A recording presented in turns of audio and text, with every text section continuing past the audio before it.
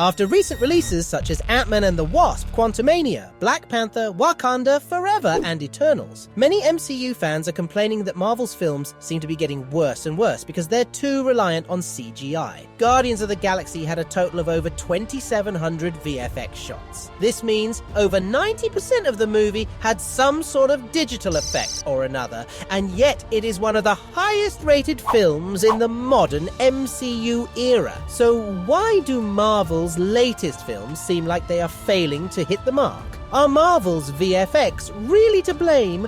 And how did Guardians of the Galaxy captivate us despite its heavy reliance on CGI? Oh, yeah. For Phase 1, Marvel released 6 films over a 4-year period. For Phase 2, they also released 6 films, but this time in just 2 years. Phase 3 was 11 films in only 3 years. Phase 4 was 7 films and 11 Disney Plus series in a year and a half. And Phase 5 will be at least 6 films in less than a year. So Marvel's movie output continues to increase every year in order to cover public demand and to continue to increase their profits. This means that Marvel has to have incredibly tight deadlines so that it can stagger its releases throughout the cinematic year. This puts a tremendous strain on VFX companies to complete an increasingly higher number of VFX shots before these increasingly restrictive deadlines. But that's not a bad thing, is it? I mean, more work, more money, you can always just hire more VFX artists, right? Well, in theory at least, this is correct. That is, as long as Marvel is willing to front the bill. Iron Man was released in 2008 with less than 1,000 VFX shots and a budget of around $180 million.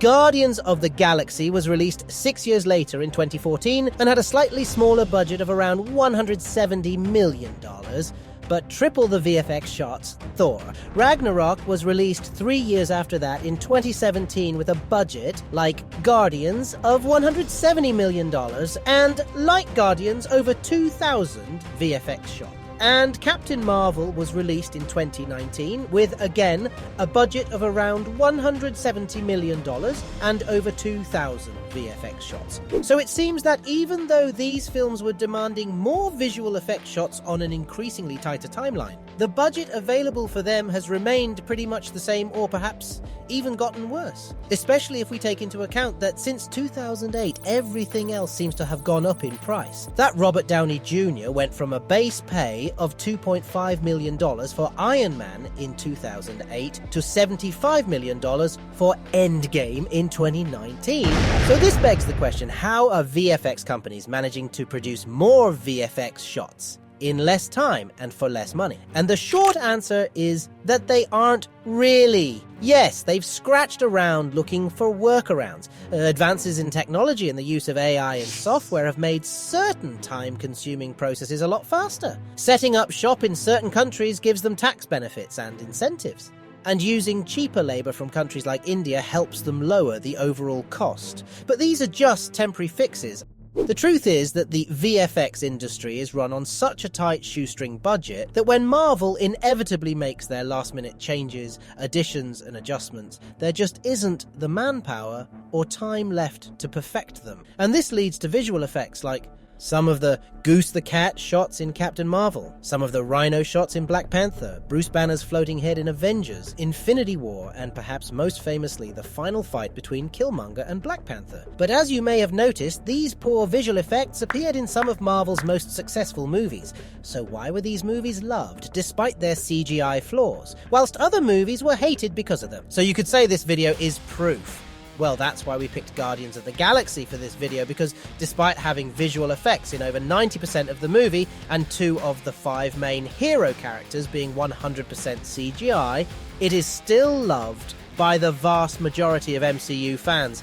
Getting just one fully digital character to stand out as a main character in a movie is both a daunting and complicated task, but getting 2 to do so is almost impossible. So how did they manage it? Well, they didn't, really. I mean, yes, the characters were great, and yes, they were completely digital, but no, they didn't stand out. Their movements, their personalities, and their backstories were all carefully designed to make them blend in rather than stand out. For Rocket, Framestore had 3 main difficulties. The first was getting him to look like a real raccoon. For his body, The obvious place to start was with a skeleton, and proportions from a real raccoon, so they built that using a real raccoon called Oreo as reference material and posed it on its hind legs. Of course, it was immediately obvious that real raccoons have proportions that don't really work with an anthropomorphic stance, so changes had to be made. For the fur, well, it turns out that raccoon fur is quite complex from a shading perspective. Across the whole coat, the fur changes colour, but it also changes colour down the length of each individual hair. In different places on the coat, there would be up to 3 colour changes along a given hair, so they had to develop a shader to handle this fur mapping, so it could be driven by textures to decide how many colour changes happened along the hair and what colours they would be. The coat also has 2 different types of hair, which are referred to as the down hair and the guard hair.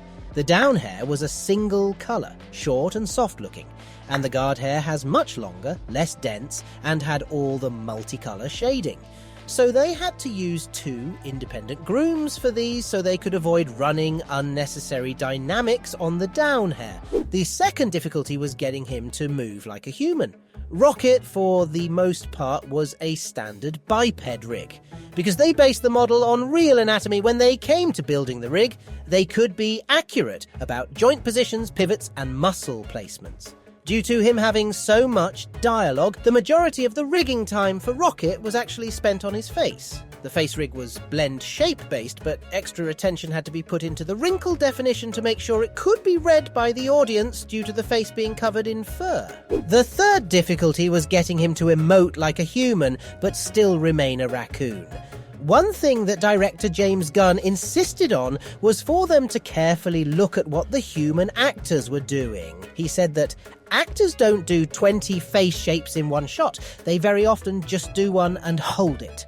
So they shouldn't be afraid of making Rocket's facial movements more minimal. To help maintain Rocket's raccoon-like nature, when Rocket talks about something, they made it so he's always playing with something on the table. And when he's in the background, he's always fiddling with something. This is something you can see with real raccoons. They're very tactile, so when they grab something, they really play around with it. Having Rocket mimic these traits made him seem very natural.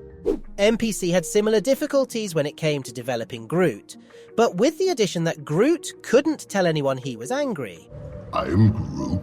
And he couldn't tell anyone he was happy or sad. I am Groot. And since his face was supposed to be made of wood, he could really emote that well either. So how did they get us to understand and empathize with him? Well, with the only thing they could really... his eyes. MPC spent a lot of time designing and building very complex eye dynamics. They put a lot of detail into the textures and things that would be displaced in his irises, and they worked a lot on trying to break with symmetry. When you look at what makes human eyes interesting, it's the imperfections. So MPC tried to make it so Groot's 2 irises were not aimed at quite the same place. They tried to make them strange and therefore look more human. This gave Groot a piercing look and therefore a feeling of underlying wisdom beneath. James Gunn was the director of Guardians of the Galaxy, but James is also a writer and therefore interested in telling stories. By weaving an intriguing tale about 5 unlikely heroes whose in-depth backstories intertwine with heroes and villains alike. Not only did James manage to make us forget that 2 of the main characters are 100% CGI, but he created this scene where we genuinely felt for them.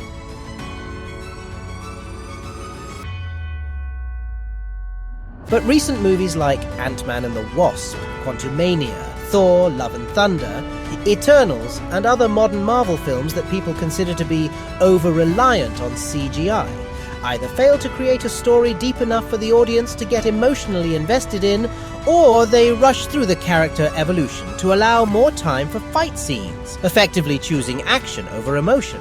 When the filmmakers put time and care into evolving the characters, it makes us care for them. If they tell a story and have goals we can relate to, we can empathize with them. And if they then have to struggle and fight to achieve their goals, we end up rooting for them to succeed. We as an audience concentrate on the story that the visual effects are helping to tell, rather than the visual effects themselves. But when the filmmakers don't take the time to evolve the characters or tell a story we can relate to, the film just becomes an excuse for massive digital battles, CG explosions, and VFX action. And since there's no story for us to invest in, we concentrate solely on the CGI. Support Mr. Green by sending us a super thanks. Just click on the thanks button under the video and choose an amount to donate. This will ensure Mr. Green gets a new banana. He will be happy. Also, we really appreciate every last one of you guys, so stay safe and thanks for watching our video.